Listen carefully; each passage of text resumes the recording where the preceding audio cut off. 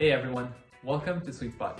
This is a place for all things racket sports, specifically from the perspective of someone who has played racket sports his entire life, from table tennis to badminton to squash, and now transitioning into tennis after having been away from the sport for a long time. Having played racket sports, specifically squash, which has been the sport of choice for the last 15 years for me, I thought it would be a lot easier to transition to tennis, but I've had the most awful time, and it's for good reason. Now, this is my squash racket, and this is what a squash ball looks like. It's very soft, very easily compressible by hands, and when you play with this, it gets really warm to the touch, which makes it even softer. So one consequence of this is that when you start playing squash, you get used to this intense, deep pocketing feel, which I cannot seem to replicate with my tennis racket. So this channel is about trying a whole lot of strings and rackets and many different kinds of setups to try and find a setup that replicates the feel that I've come to get used to with squash.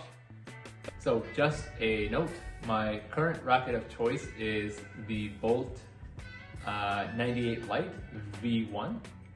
I'm not quite sure how I came across Bolt as a company, but I was quite interested in the zip strips technology that they have that creates this very soft, supposedly pocketed feel on this racket, which I've found to be true. So this is my racket of choice, and the strings in it are Solinco Hyper G, just the regular, not the soft, at 50 pounds. So this is going to be the racket I test everything with going forward. Now, one thing I get very frustrated with when researching strings online is the language used to describe the feel of that string.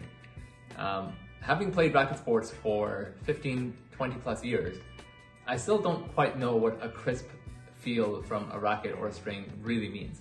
So in trying to create content here on this channel, I'm going to try and reinvent, hopefully in a positive way, a way of describing the feel of strings on a racket. And I'm gonna try and do that by using analogies. So hopefully you're along for the ride, and let's go get it.